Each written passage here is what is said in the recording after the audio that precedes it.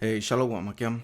Toda honra, gloria y alabanza a Yahweh, Bahasham, Yahawashi, Bahasham, Rahakwadash. Yahweh es el nombre del Padre en el hebreo antiguo, que significa el que es o el que existe. Yahawashi es el nombre de su Hijo, que el mundo ignorantemente conoce como Jesús, pero su nombre es Yahawashi, que significa el que salva o el Salvador.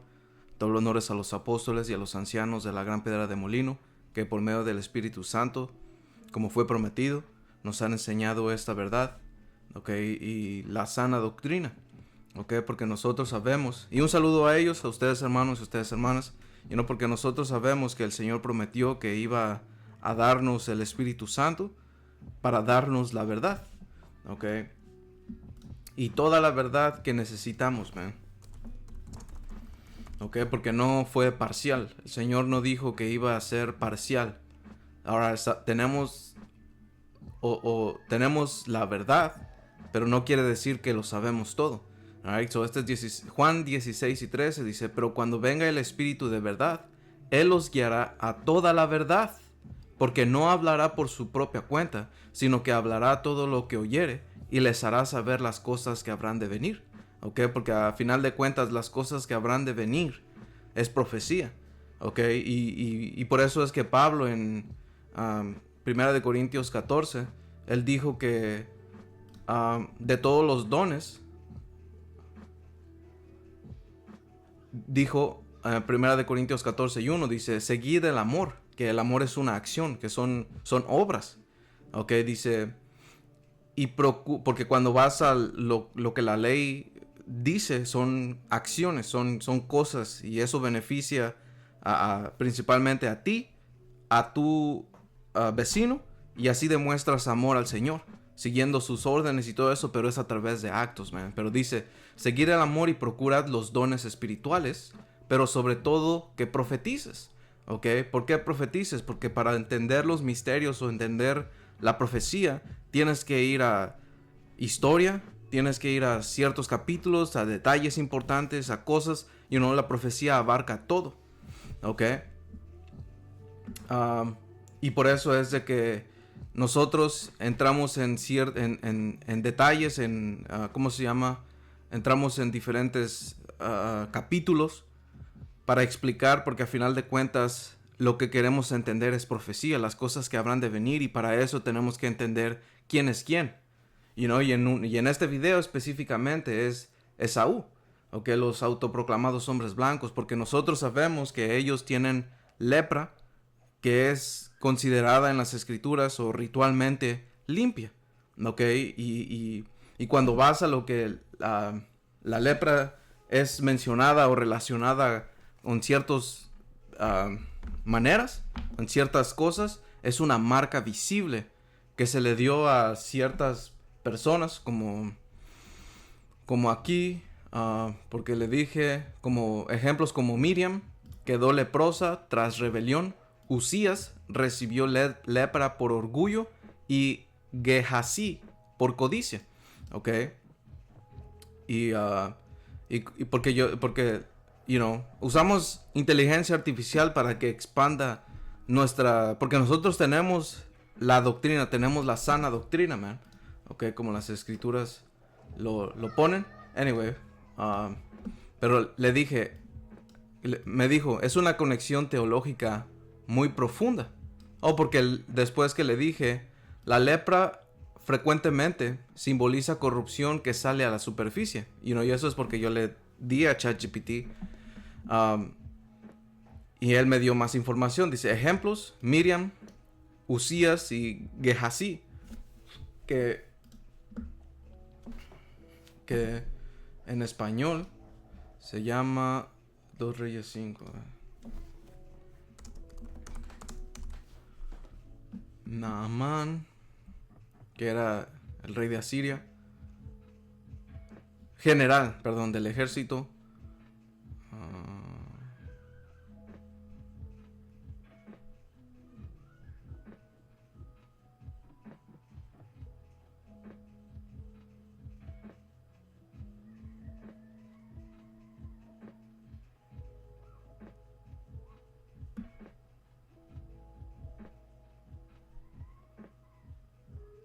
Giesi, ok, Giesi, criado de Eliseo, ok.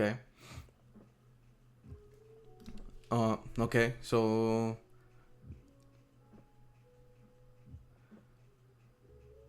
Alright, so dice...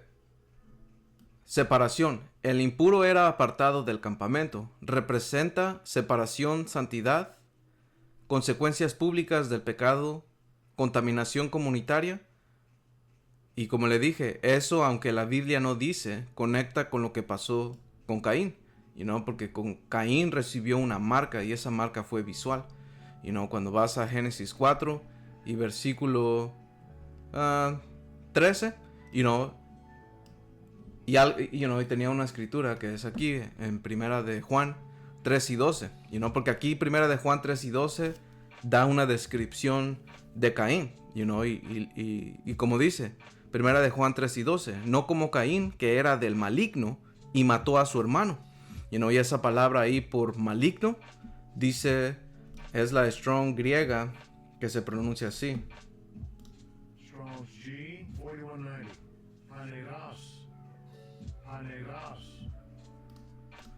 Paineros, ok, si lo pueden escuchar bien. Pero dice lleno de trabajos, molestias, dificultades, malo, de naturaleza mala o condición. Alright, y yo se lo llevé a ChatGPT, que describe esto, que describe con esto a Caín, y le di todo esto.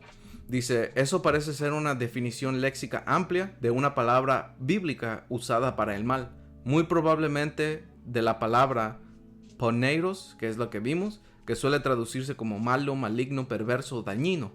En Primera de Juan 3 y 12 se dice que Caín era del maligno. Esto dice que no solo dice malo, en un sentido simple, implica varias capas.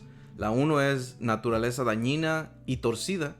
Dice, Caín no era solamente alguien que cometió un error, sino alguien cuya disposición interior estaba inclinada al mal, envidia, odio, resentimiento.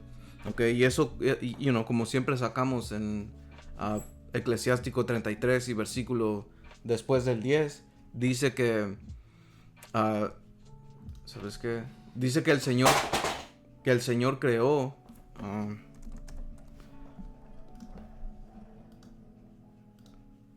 el hombre bueno y el hombre malo. Right? Y eso es... ¿Sabes qué? Vamos a agarrarlo, man. Como dice aquí... voy a ir al punto. Versículo 14, Eclesiástico 33 y 14 dice, frente al mal está el bien, frente a la vida la muerte, frente al bueno el malvado, frente a la luz la oscuridad. Fíjate en todas las cosas hechas por Yahweh, Bahashem Yahweh Shai, están por pares, la una frente a la otra. Así como fue el hombre bueno, que representa, en este caso con Caín y Abel, es Abel, y el malvado era Caín, y está describiendo su naturaleza.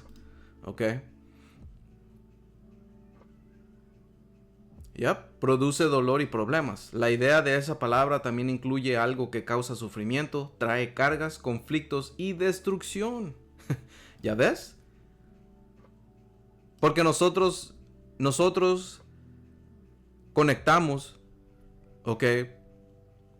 a Caín y a Esaú, porque comparten el mismo espíritu. Aunque sabemos que después del diluvio la descendencia de Caín cesó, porque toda la humanidad fue,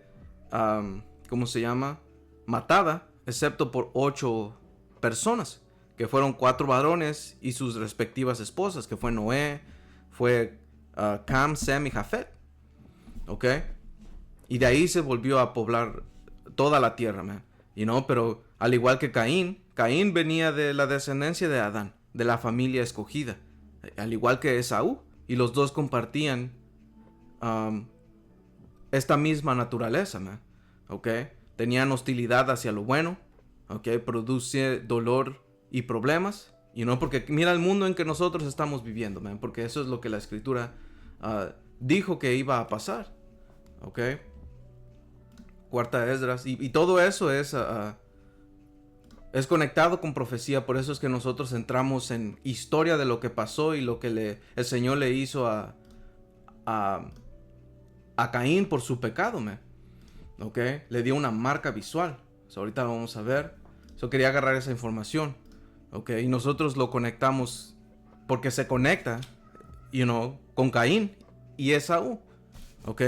Aunque no hay una línea explícita, nosotros lo juzgamos por el Espíritu. Y eso es el Espíritu dándonos a nosotros los misterios, man. Para quien pueda entenderlo, pues lo entienda, man.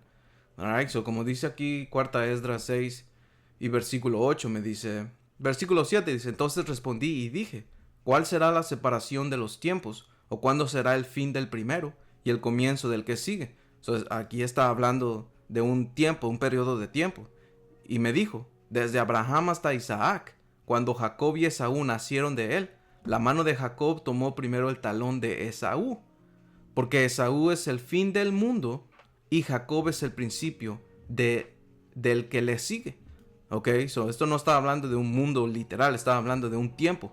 Alright, ok, porque hay tres palabras en griegos que uno representa el cosmos, que ese es Israel, otro oikoimeine, si lo estoy diciendo bien, que representa la tierra habitada, y el otro es aion, que es un periodo de tiempo, es un siglo.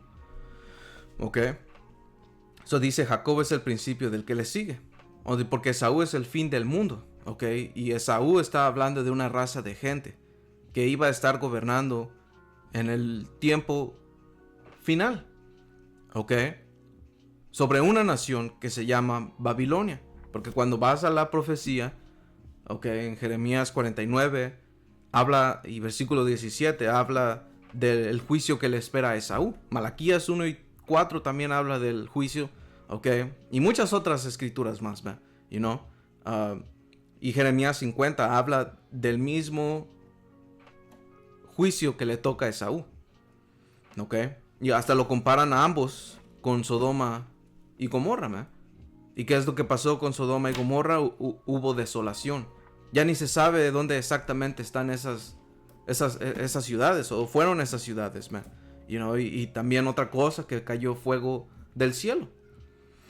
But anyway, alright, so, y Esaú nosotros sabemos que son los autoproclamados hombres que se proclaman blancos, pero no son blancos, man, son rojos. Y esta es una condición, esta es una marca que el Señor les dio para que nosotros lo identifiquemos, man. Y ahora no todos los que parecen así quiere decir que regresan a la semilla. No, pero, eso se tiene que juzgar por el espíritu, man, porque ahí todo el mundo se ha mezclado con este hombre. Y hay gente que, aunque no sea de esta nación, parece que es, pero no lo es. Por eso es importante juzgar sus espíritus, man. Ok. Que hasta eso nosotros, estamos limitados. Por eso es que el Señor, cuando Él venga, Él se va a encargar de hacer ese trabajo, man. Alright. Anyway.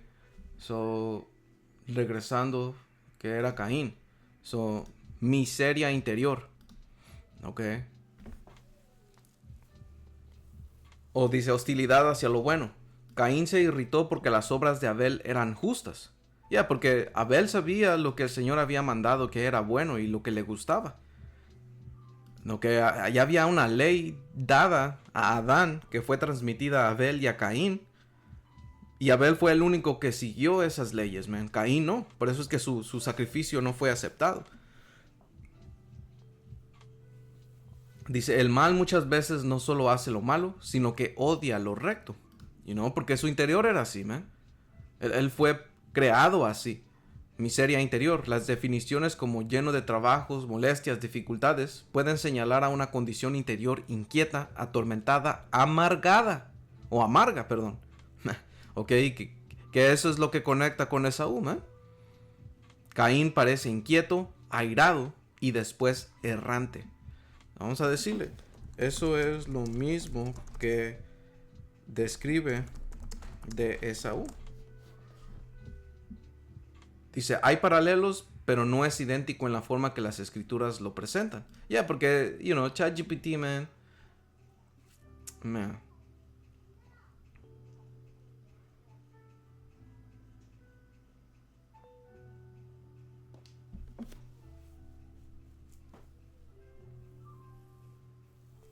Bueno, aquí está, simbólicamente sí parecen compararse. Muchos lectores ven a Caín y Esaú como arquetipos de hombre natural contra espiritual, carne contra promesa, ¿ok?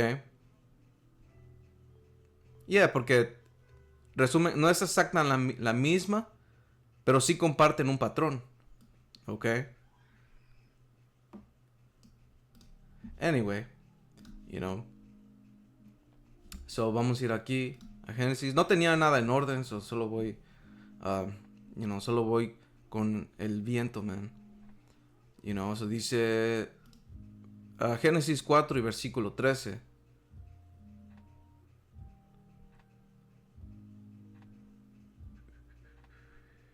Voy a ir al punto.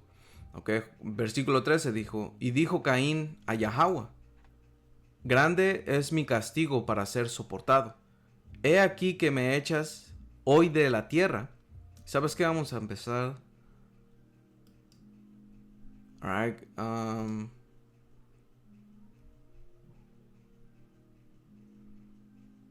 Versículo 6 dice, entonces Yahweh dijo a Caín, ¿por qué te has ensañado y por qué ha decaído tu semblante? Si bien hicieras, no serás enaltecido, y si no hicieras el bien, el pecado está a la puerta. ¿Ok? ¿Por qué está a la puerta? Porque ellos son inclinados hacia esa naturaleza, man. Dice, con todo eso a ti será tu deseo, y tú te enseñorearás de él. Y dijo Caín a su hermano Abel, salgamos al campo, y aconteció que estando ellos en el campo, Caín se levantó contra su hermano Abel y lo mató. Alright. ¿Por qué? Porque el Señor le dijo que si bien hicieras, porque el Señor ya le había dado lo que era lo que le agradaba a él. ¿Ok? Eso dice versículo 9. Yahweh dijo a Caín, ¿dónde está Abel tu hermano? Y él respondió, no sé, ¿soy yo acaso guarda de mi hermano?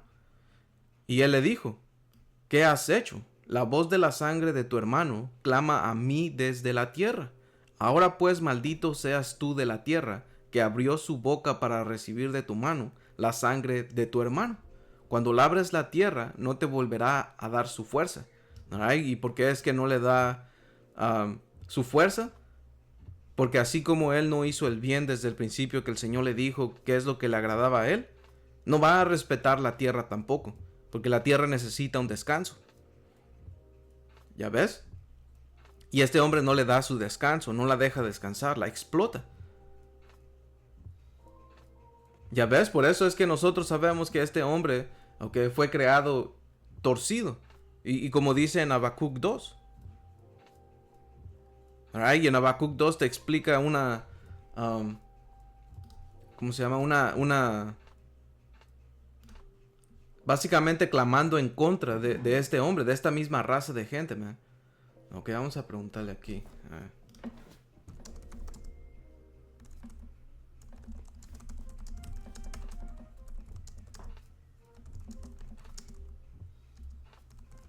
Vamos a ver.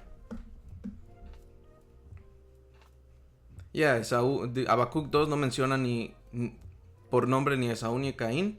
La conexión sería temática o tipológica. Dice, el capítulo pronuncia ayes, que son destrucción contra el opresor orgulloso, ambición insaciable, codicia, violencia, derramamiento de sangre, construir con injusticia, embriagar, humillar a otros, idolatría, arrogancia. Ok. Vamos a ir a... Resumen directo. Si alguien conecta con Habacuc 2 con Caín y Esaú, normalmente lo hacen porque ambos sirven como tipos de perseguidor orgulloso y enemigo del hermano, cuya violencia finalmente recibe juicio. Alright, so describe su naturaleza, man. Ok, por eso es que nosotros sabemos que Habacuc 2 está hablando de esta gente, de esta raza de gente, man. Ok, porque cuando indagas en sus acciones, vas a encontrar que cada uno de esos conecta con ellos, man.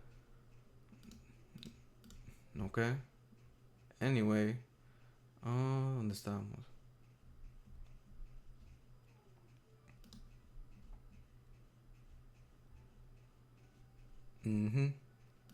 So, Génesis 4 y 12 dice, errante y extranjero serás de la tierra. Y esto, errante y extranjero, es básicamente un fugitivo y vagabundo.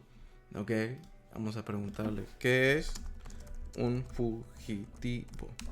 ¿Qué es un fugitivo? Que es básicamente una persona que huye, normalmente por escapar de algo. Ok, en sentido exacto depende del contexto. Persona que escapa de la justicia.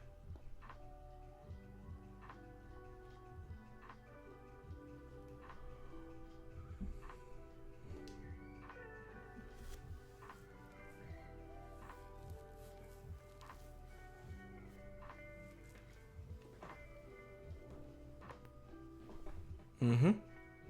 Es alguien que huye o vive errante para escapar del juicio, peligro o inquietud. Ok. Eso dice, y extranjero y vagabundo. Vamos a preguntarle.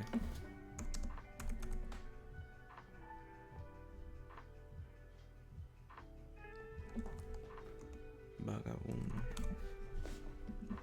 Vagabundo significa alguien que anda de un lugar a otro sin residencia física, sin estabilidad o sin rumbo permanente. Y eso es lo que describe en Habacuc 2, que no se queda quieto en casa. Y describe una persona que está robando, man. ¿Ok?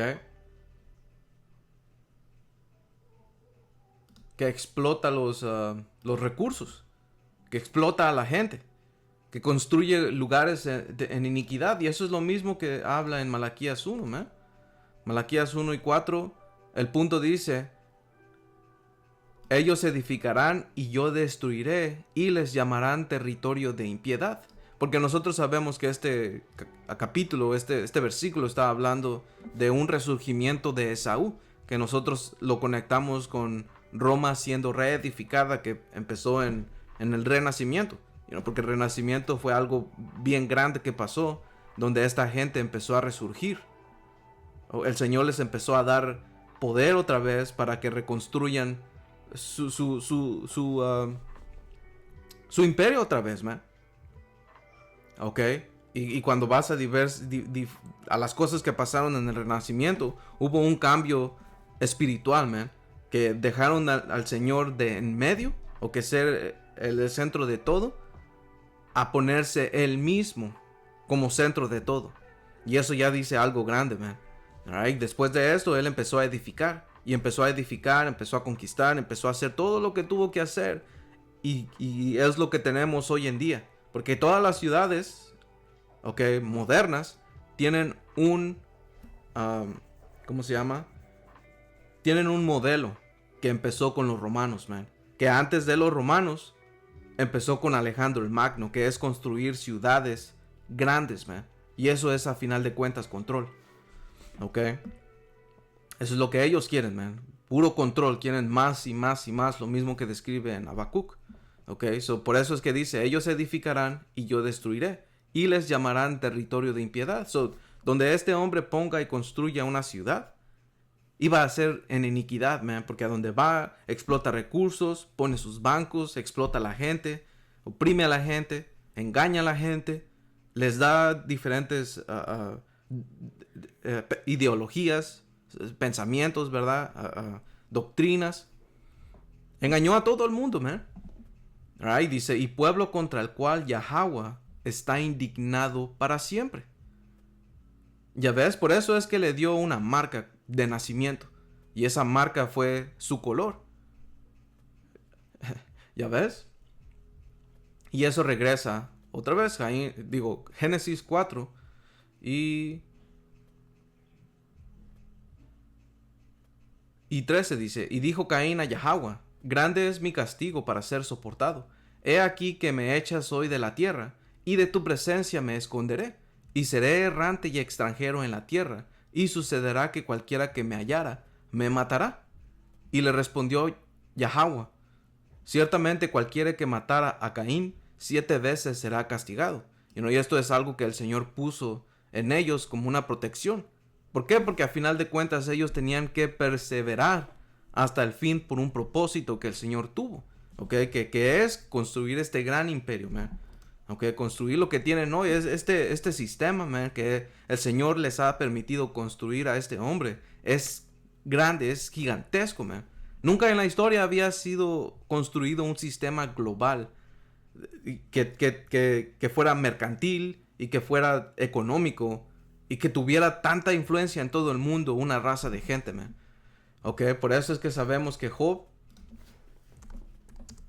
9:24 estaba hablando de este tiempo. Porque nunca en la historia hubo un imperio como este, man. Okay, que empezó con el Imperio Británico, porque hasta se dice que él fue el imperio donde nunca se pone el sol. Pero eso no fue el cumplimiento. Eso habla que venía de la misma gente, como dice en Apocalipsis 17, que era la séptima cabeza, pero todavía tenía que venir la octava. Que no es que había 8, sino que la sexta iba a renacer, que es lo que se convirtió los Estados Unidos. Porque cuando vas a la historia, Estados Unidos, entre comillas, heredó el legado de Gran Bretaña o el Imperio Británico, man. Ok, hemos sacado información de eso. Yo he hecho videos de eso también. Ok. ¿Y sabes qué? Vamos a preguntarlo, man, porque eso está en Apocalipsis 17. ¿En qué sentido los Estados Unidos... ¿En qué sentido los Estados Unidos, entre comillas, heredó de...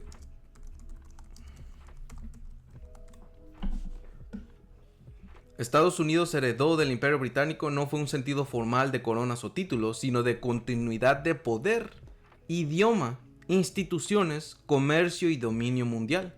Se puede ver en varios niveles. Alright, so vamos a ir al resumen. En resumen, Estados Unidos heredó del Imperio Británico el idioma global, parte del sistema legal, la supremacía marítima, la centralidad financiera y el liderazgo del mundo anglosajón. No heredó la corona, sino la posición de potencia principal. ¿Ya ves? Y eso es lo que la escritura en Apocalipsis 17 habla. Porque todo esto es un sistema, man. Alright, y como dice en versículo 7, oh no, 8, sí, dice, la bestia que has visto, que esta era una visión que fue dada en el tiempo de Roma, ¿right? Porque Juan el Revelador estaba en ese tiempo. Dice, la bestia que has visto era y no es, porque era una visión, y está para subir del abismo e ir a perdición. Ok, que esta es lo mismo que se dice de Esaú. Pablo lo mencionó, no dice Esaú, pero lo dice el hijo de perdición. ¿Por qué? Porque produce y va a la perdición, man. Segunda de Tesalonicenses 2 y 3 dice, nadie los engañe en ninguna manera, porque no vendrá sin que antes venga la apostasía y se manifieste el hombre de pecado, el hijo de perdición. ¿Ok? ¿Por qué? Porque este hombre produce y va a la perdición, man. Alright, so... Y estaba hablando del mismo contexto. ¿Ok? Dice... Porque era profecía que se tenía que cumplir, man. Alright. Pablo estaba diciendo, el Señor no va a venir sin que esto y esto acontezca. Alright. Dice, y los moradores de la tierra, aquellos cuyos nombres no están escritos desde la fundación del mundo en el libro de la vida, se asombrarán viendo a la bestia que era y no es y será. Alright. Se asombrarán y la van a adorar. ¿Ok? Porque desde el Renacimiento para acá, todo lo que ellos han construido ha tenido una base en el lado izquierdo. Ellos han hecho todo, right, con diferentes tipos de rituales y brujería y todo. ¿Por qué? Porque esta gente fue dada el poder del lado izquierdo, man. Todo esto regresa también a la serpiente. Ellos van conectados con la serpiente y su legado. La serpiente... dice, no era una serpiente, era un hombre que se le fue dado el conocimiento del lado izquierdo. Y así fue creado él, man. ¿Ok? La serpiente, Caín y los edomitas es el mismo espíritu, man. Es la misma gente. Habla de la misma, de la misma gente, pues. Alright? No dice explícitamente en las escrituras, pero nosotros como dicen, Primera de Corintios 2. Dice 1 Corintios 2 y 14, pero el hombre natural o el hombre carnal, el hombre que necesita ver para creer, o más bien el hombre que necesita algo tangible, algo que sea como, oh, pues aquí dice eso. Hay alguien que necesita que sea aprobado por la escuela de no sé qué, man. You know, shit. Dice, pero el hombre natural no percibe las cosas que son del Espíritu de Dios, porque para él son locura y no las puede entender, porque se han de discernir espiritualmente. ¿Ya ves? So, anyway, versículo 9, Apocalipsis 19 y 7 dice, esto para la mente que tenga sabiduría. Las 7 cabezas son 7 montes sobre los cuales se sienta la mujer, y son 7 reyes. 5 de ellos han caído, uno es que es Roma, y el otro aún no ha venido, que eso está hablando de Grande Bretaña, porque después del Renacimiento el imperio que se estableció fue Gran Bretaña, ¿ok? Y cuando venga, es necesario que dure breve tiempo. Y eso es lo que pasó con Gran Bretaña. Dice, la bestia que era y no es, que está hablando de Roma, es también el octavo. Y es de entre los 7. ¿Por qué? Porque es la sexta, no es la octava. No hay 8 cabezas. Es la sexta, pero por así decirlo, en cronología, es la octava. Es la que le sigue. Y va a la perdición. Ya ves, eso es lo mismo que está hablando de la sexta. La bestia que has visto, que era Roma, era y no es, y está a punto de subir del abismo e ir a perdición. Está hablando de Roma, de la misma cabeza, man. Alright, so anyway. Está hablando, ¿y quién iba a estar gobernando esta gente? Digo, este imperio. Porque habla y da una descripción. Ok. Y me llevó en el espíritu al desierto y vi una mujer sentada sobre una bestia escarlata. Ok, que la escarlata es una bestia roja. Y esto está representando a una gente. Y lo pone como una bestia porque regresa a lo que Daniel escribió. Daniel 7. Eran 4 bestias. Y el Señor le dijo por medio del ángel que eso eran 4 imperios de paganos, man. Porque los paganos son considerados como bestias. Y esta es la bestia de las bestias, man. ¿Ok? Y era roja. ¿Y quiénes son los rojos, man? Los edomitas. ¿Ok? Pueblo contra el Señor está indignado para siempre. So anyway, dice Génesis 4 y versículo 15, continuando. Entonces Yahweh puso señal en Caín para que no lo matase cualquiera que le hallara. Y esta marca nosotros sabemos que es lepra. Porque hay dos, como lo dicen las escrituras, hay 2 veredictos que se dan en la lepra. La lepra impura y la lepra limpia. Y la lepra limpia es básicamente una que ya no tiene llagas, ya no tiene heridas abiertas. ¿Ok? Y esta cubre todo el cuerpo. Alright, so tenía esto.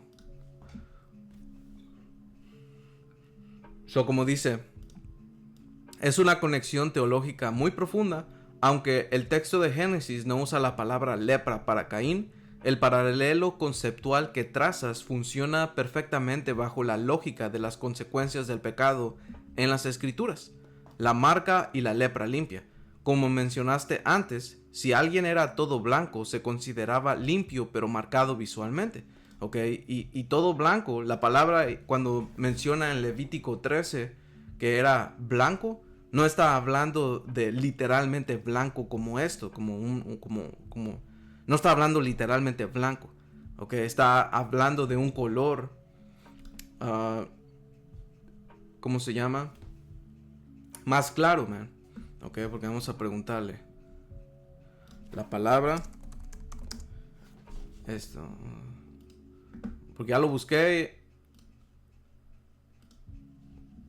Pero ya no sé dónde está. La palabra Labán no significa que sea literalmente blanco como el papel, sino de un color mucho más claro no necesariamente el blanco. Vamos a ver. No escribí blanco bien, pero... Dice, exacto, diste en el clavo con el matiz del idioma. En el hebreo bíblico, Labán no funciona con que Labán era también el suegro de Jacob, si no estoy equivocado. Dice, a ver, ¿sabes qué? Que creo que lo vi aquí.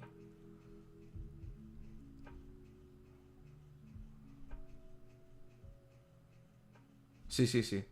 Anyway. Dice, no funciona como un código de color industrial como el blanco puro de una hoja de papel moderna, sino que describe una luminosidad o una claridad extrema. ¿Ok? Man, bajo esa lógica, porque todo el punto de esto es el albinismo, you know? Porque le dije que el albino, que el albinismo es básicamente, le dije que sí nacen así, porque ChatGPT estaba ahí contradiciendo y todo eso, y que dice, no, es que el albinismo y la lepra son dos cosas separadas, no tienen nada que ver, unos nacen así, los otros. Le dije, sí nacen así, pero no quiere decir que no tienen las mismas características visuales. En las escrituras no hay clasificaciones médicas como hoy en día. Se definiría como lepra limpia si el bebé nace así, de acuerdo a la descripción visual que se dice. Porque las escrituras dan una descripción de cómo se iba a ver esa lepra limpia que cubría de pies a cabezas. Y dice aquí, Gemini, es una observación muy interesante. Dice, tienes razón en que las clasificaciones bíblicas no eran médicas en el sentido moderno, sino que se basan en descripciones visuales y el estado de pureza ceremonial. ¿Ok? Porque la pureza también va en que si la llaga o que si la lepra tiene una herida abierta o tiene una herida que no se está expandiendo, que no representa un peligro. ¿Ok? Dice, bajo esa lógica, un bebé que nace con albinismo podría haber encajado en Levítico 13, del versículo 12 al versículo 13, que describe cómo una persona limpia, a pesar de tener la piel blanca, que no es blanca, es de un color más claro, porque nadie es blanco, man. Dice, aquí te detallo cómo se conecta esa descripción visual con el albinismo, la lepra que cubre todo el cuerpo. En el texto bíblico, si la afección blanca, que también otra cosa, lepra en las escrituras es una palabra que describe varias afecciones en tu piel. No nada más quería decir una como hoy se conoce en el sentido moderno. Dice, y toda la piel se había vuelto blanca. Dice, el sacerdote debía declararla limpia. Eso se debe a que visualmente no había carne viva, como inflamación o llagas abiertas, lo que indicaba que la condición era estable y no una infección activa o contagiosa. Dice, albinismo con Tazarath. Okay, aquí lo pone aquí, que es lo que es la palabra hebrea por lepra. Dice, el término hebreo Tazarath, traducido como lepra, era un concepto amplio que incluía diversas, ¿y sabes qué? Tazarath. La lepra. Vamos a ver. Leprosy. Es Tazaraith. Ok. Tazaraith. Porque esa es la I. Tazaraith. Sí lo estoy diciendo bien, ¿verdad?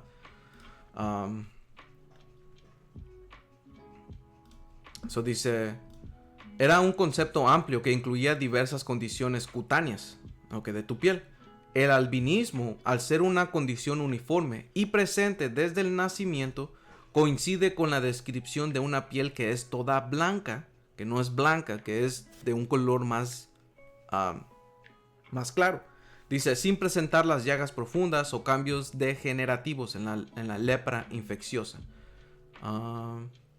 Esta es una mamada, man, porque dijo interpretaciones históricas. Algunas fuentes judías antiguas sugieren que figuras como Noé podrían haber tenido albinismo. Y eso es mentira, porque las escrituras nunca hablan de esto, man.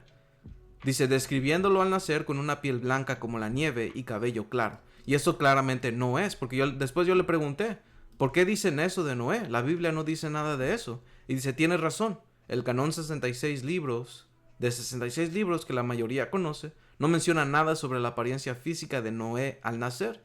Solo dice que era un hombre justo e íntegro. Y después empieza a decir que esa idea viene de textos antiguos que no están en la Biblia, específicamente el libro de Enoch y de fragmentos encontrados en los rollos del mar muerto. Ya ves, y la razón por qué quería sacar esto es porque por eso es que es necesario que nosotros nos mantengamos nada más en lo que los apóstoles nos han dicho que nos quedemos, man. Right? Y en los libros que ellos nos han dicho que nos quedemos, eso es lo que dice en la King James de 1611. Ok, ¿sabes qué? Vamos a ver. Ok, que es los, ¿sabes qué? Bueno, de los libros apócrifos, nada más estos, man. Ok, y los libros regulares que salen aquí. O otra, la Biblia del Oso. 1569, que tiene un español medio raro. Ajá, pero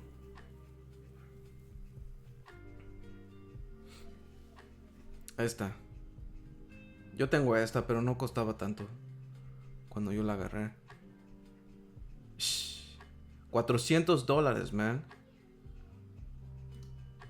Esta gente es maldita. Bueno, aquí 160. Sí, por ahí yo creo que la agarré. Un momento. Ok, like, hermanos. Anyway, también esta Biblia. ¿Sabes qué? Que la tienen en PDF. PDF. ¿Cómo se llama esta página, man?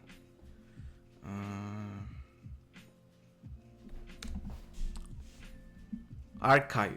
Es Archive. Si se dice así, Archive.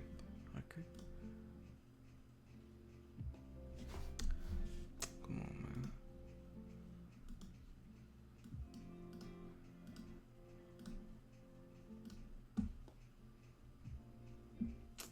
Chinga.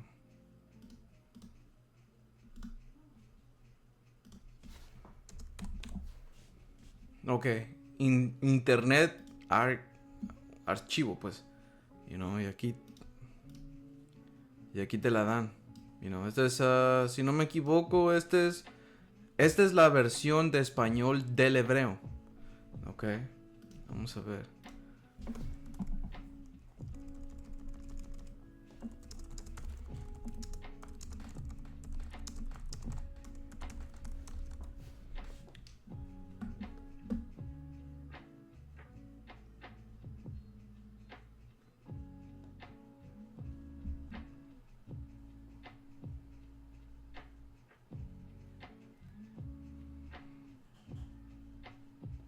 Ok, ya. O sea, sí tiene base hebrea importante en el Antiguo Testamento. Y del Nuevo Testamento fue escrito principalmente en griego koine. Así que esa parte se tradujo del griego y otras fuentes disponibles entonces. Alright, so.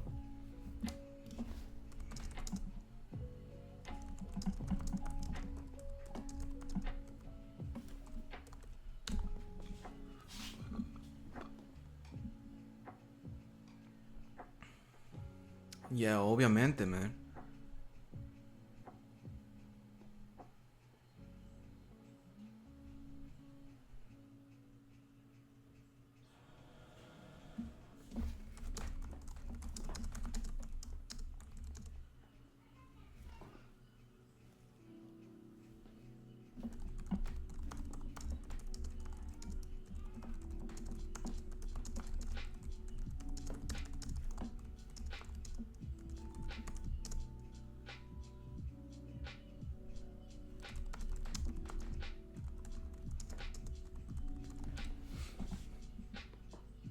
Yeah, eso es lo que me refiero. Sí, son bastante cercanas en base textual, pero no idénticas de palabra por palabra. Yeah.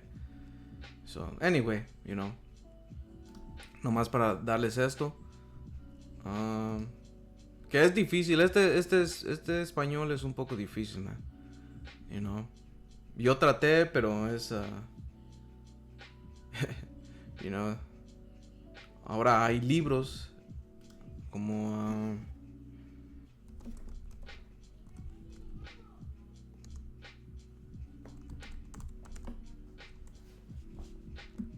hay un libro, man. Hay un libro. Este. El apócrifo. Reina Valera autorizada. You know. Este es el que también lo tenemos. You know. But en cierto caso, man, solamente vamos a KJV y lo traducimos directamente al español. You know. But anyway. So es importante no más quedarnos en lo que los apóstoles nos han dicho, man, porque es importante porque el Señor prometió que Él iba a dar pastores y que nos iba a dar maestros, que nos iban a decir por dónde, pues, ¿ok? Y eso se necesita fe también, ¿ok? So, anyway, no quería hacer esto largo, man, but, you know, so yeah. Bajo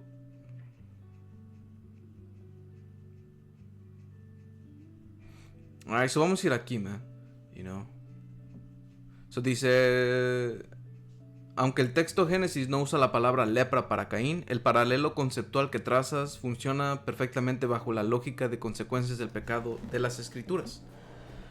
Dice, la marca y la lepra limpia. Como mencionas antes, si alguien era todo blanco, se considera limpio pero marcado visualmente. En el caso de Caín, Dios le puso una marca.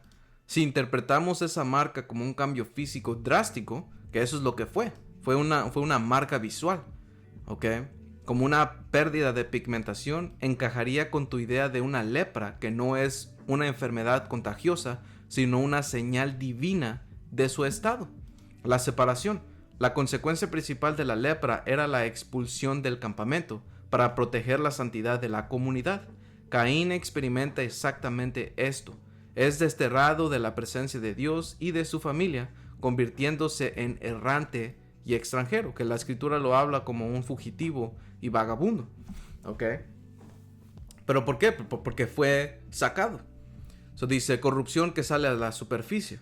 Dice, igual que con Miriam, que tuvo una rebelión, o Usías, que fue con orgullo, en Caín el pecado interno, la envidia y el asesinato, producen un cambio en su destino y su identidad que todos pueden ver.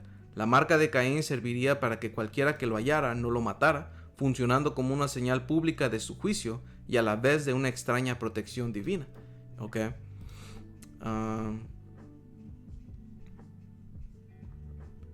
Vimos de Esaú. Yup.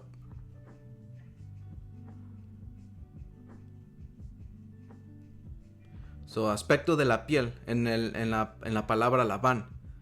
Dice, cuando se usa para describir la piel, como en el caso de la lepra blanca que mencionabas, no significa que la persona sea de color tiza, sino que su piel ha perdido su pigmentación natural, volviéndose translúcida, pálida o clara, en comparación con el tono moreno o trigueño común en la región. Ya ves, porque esto también surgió de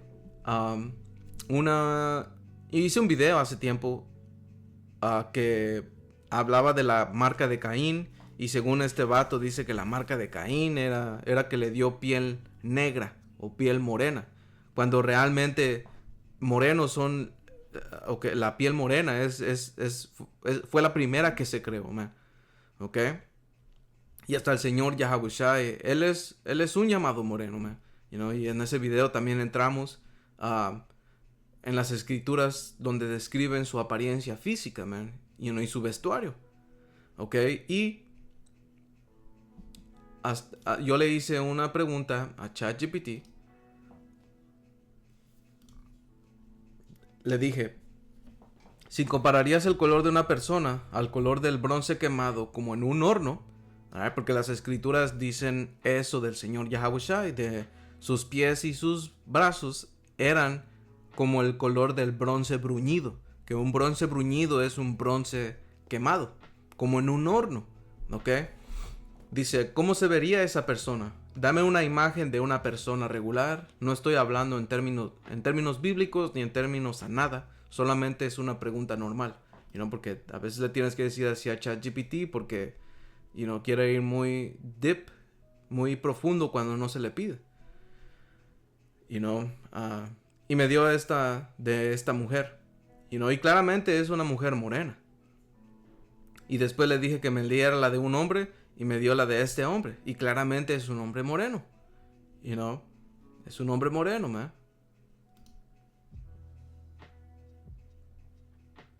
Y después le expliqué. Le dije, ahora explícame por qué ese color y por qué pudiéramos comparar el color de esas personas con el bronce quemado como en un horno. Y dice, cuando alguien dice bronce quemado como en un horno, no se refiere a un color plano cualquiera, sino a un efecto. ¿Qué le pasa al bronce cuando se calienta? El bronce, al calentarse en un horno, se vuelve más oscuro y profundo. Toma tonos cobrizos, rojizos, dorados y marrón intenso. Desarrolla un brillo metálico o pulido. Puede verse casi incandescente o resplandeciente. No es un simple café, es un color rico, brillante y con vida. ¿Ya ves? So, el Señor, man, como lo describe, es un color con vida. Alright. Reflejante. Dice, ¿por qué se puede comparar con la piel humana? La piel de algunas personas, especialmente con más melamina, tienen tonos que van desde marrón profundo hasta cobrizo. Pueden reflejar la luz de manera que se vea dorada o brillante. ¿Ya ves? So anyway, empezamos ahí a hablar y después le pregunté de Rey David. Porque Rey David, la escritura habla que es Rudy. So le pregunté por la etimología de Rudy y dice que tiene una historia interesante que conecta directamente con tonos rojizos en la piel, pero no necesariamente sin pigmento. So, origen de Rudy. Proviene del inglés antiguo rudig, que es ruth, que significa rojo o ruborizado. So, ¿qué significa Rudy? Como color no es simplemente rojo. Describe rojo mezclado con marrón o dorado. Como piel que tiene rubor natural, tono saludable, efecto cálido. So, después le dije que me hiciera una imagen de una persona con esa descripción, como rojo mezclado con marrón. Y me salió esta. Y claramente es una persona que tiene melamina, man. Ahora de un hombre. Y le tuve que decir con ropa porque este vato, el primero que me hizo me lo hizo sin ropa, pero anyway. Y claramente es un hombre moreno. Yo nunca le dije que me diera un hombre moreno con ese color.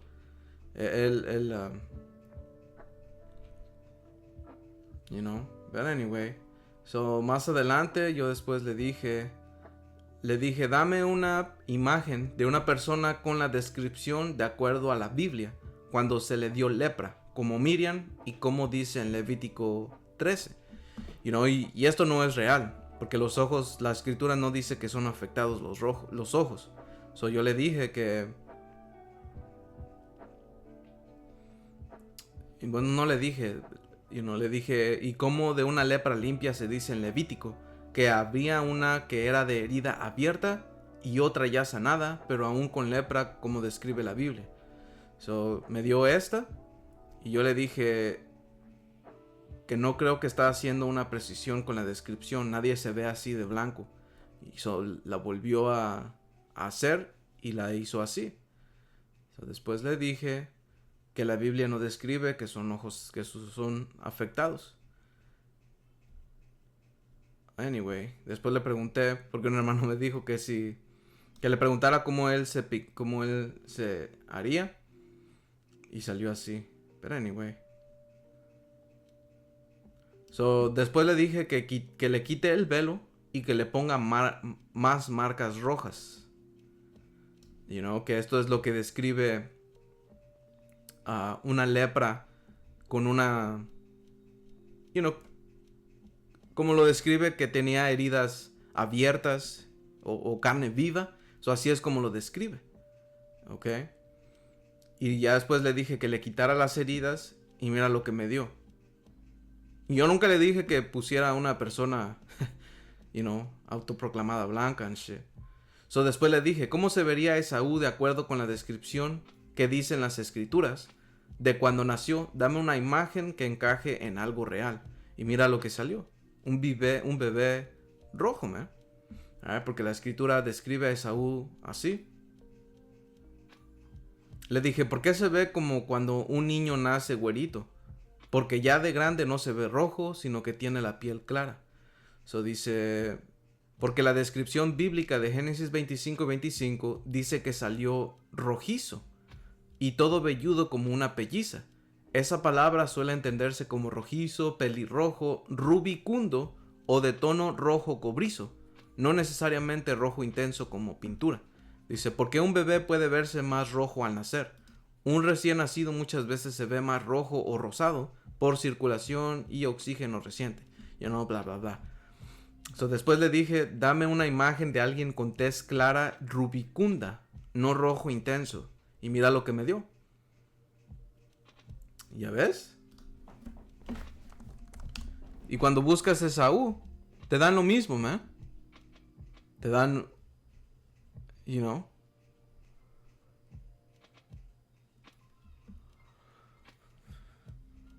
¿Ya ves?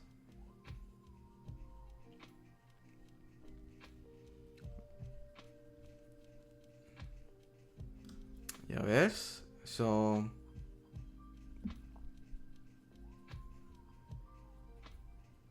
a ver qué más le dije.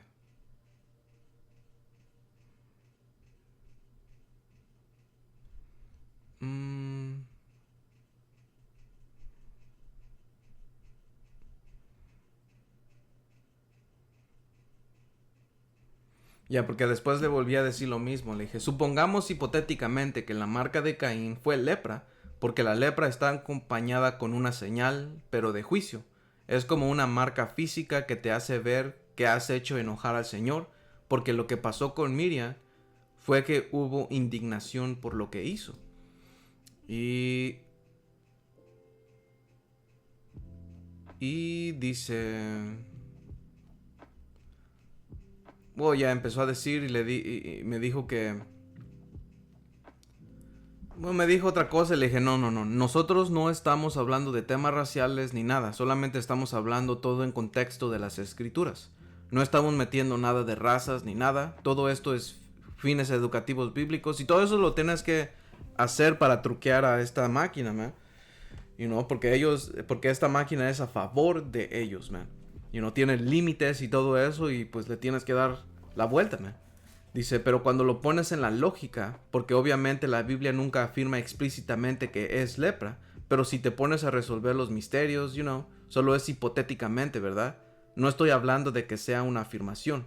Es que la marca que el Señor puso a Caín sea visible, porque dijo que cualquiera que me vea me va a matar. So, también la lepra en las escrituras es considerado algo impuro. Se puede ver la posibilidad, le empecé ahí a decirme, dice, entiendo mejor tu punto. So, dice, tu línea lógica resumida. Estás conectando varios elementos del texto que Caín recibe una señal visible después de un pecado grave.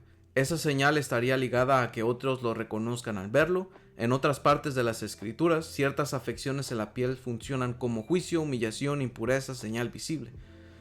So me volvió a decir lo mismo, donde tu hipótesis gana fuerza narrativa en Miriam, recibe una afección visible tras provocar indignación divina. Usías también recibe la lepra ligada al orgullo y juicio. La condición hace que a la persona reconocible públicamente y separada. Ok, so...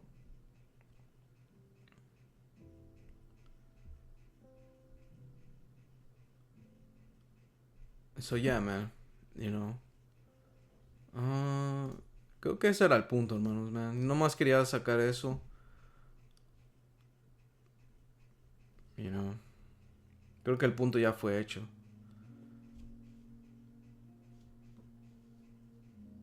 Yeah, porque no tiene sentido.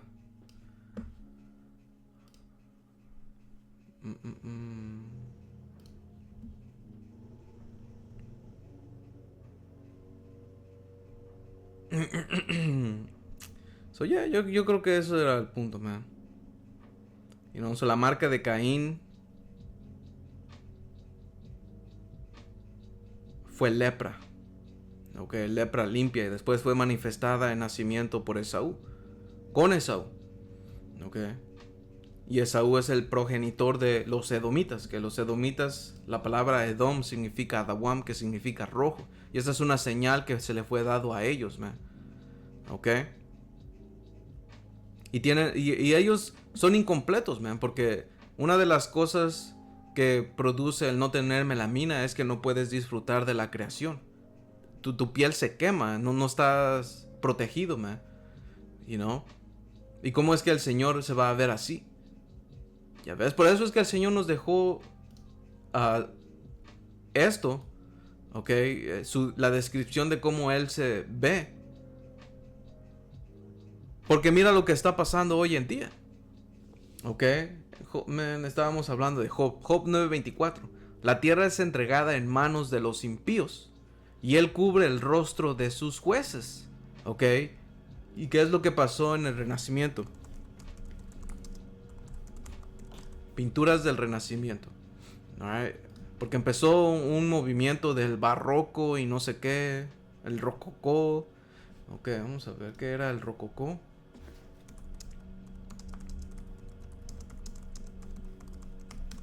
Vamos a ver. Solo fue un estilo artístico dramático, intenso y monumental usado para mostrar poder religioso, monárquico con fuentes contrastes de luces y sombras.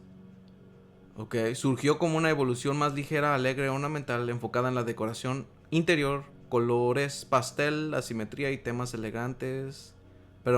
Temas galantes de la aristocracia. ¿Cuándo pasó eso?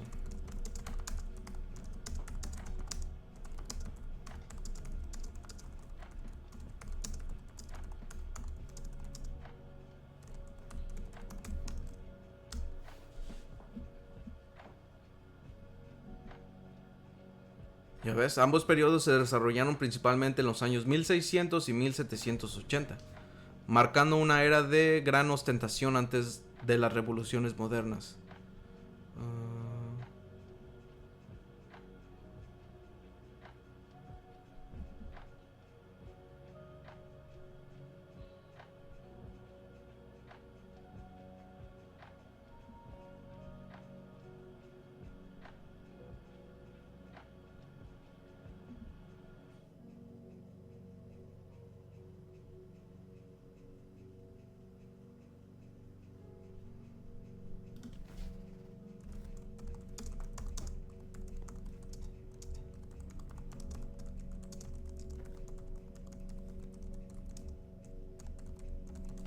Vamos a ver.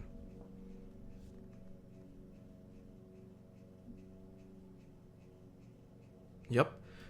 Dice, efectivamente, el arte de estos periodos jugó un papel fundamental en la consolidación de una imagen eurocéntrica de lo divino, que eran los autoproclamados blancos, donde las figuras bíblicas y celestiales fueron representadas sistemáticamente con rasgos europeos y piel clara.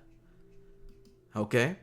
Que todo esto va de la mano con Apocalipsis 20, donde dice que esta gente iba a salir para engañar al mundo otra vez.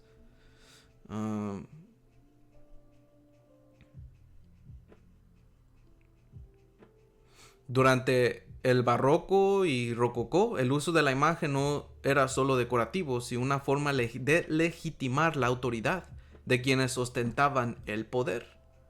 Dice, identificación con las élites. Al pintar a Jesús, la Virgen o los santos con piel pálida, facciones delicadas y vestiduras lujosas, los artistas creaban una conexión visual directa entre los seres divinos y la aristocracia europea.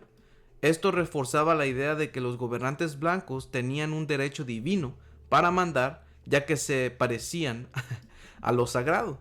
¿Ya ves? Y esto es exactamente lo que Job 9:24 dice. Ok, que a eso se le llama la... ¿Cómo se...? ¿Cómo? Esa... Que es iconografía.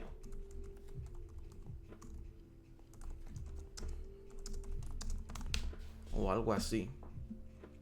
Sí, dice, vas por muy buen camino. El término general es iconografía, pero cuando hablamos de cómo el poder de esas imágenes para moldear la realidad o imponer una visión del mundo,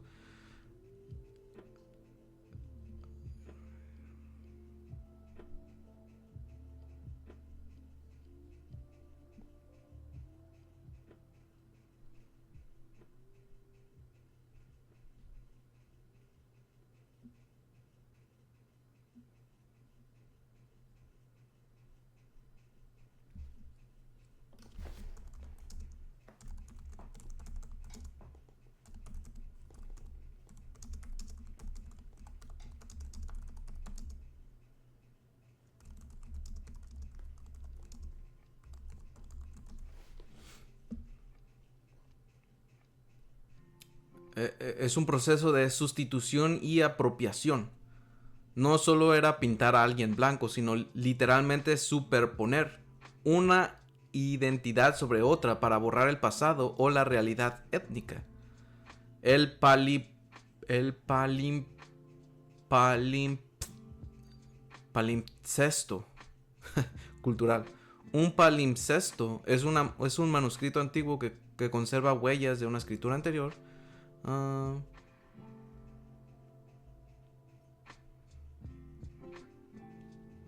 la divinización de la élite, pintarse a sí mismos. El rococó, esto fue descarado. Los nobles no solo querían que los santos se parecieran a ellos, sino que pedían a los artistas que los pintaran a ellos mismos como dioses. ¿Ya ves?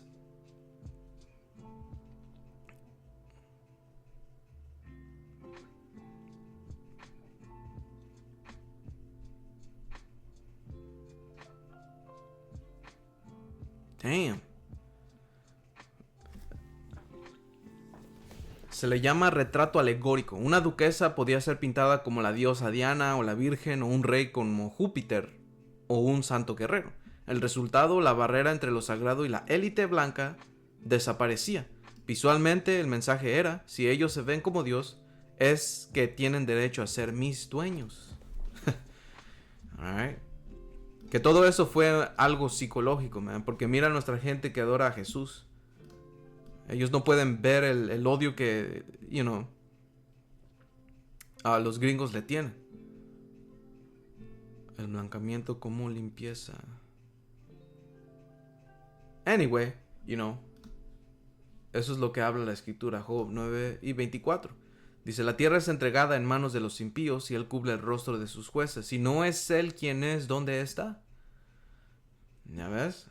Eso era todo, hermanos. Espero que esto haya sido edificante. Toda honra, gloria y alabanza a Yahweh, Bahashem Yahweh Shai, Bahashem Rahakotarsh. Hasta la próxima. Shalom.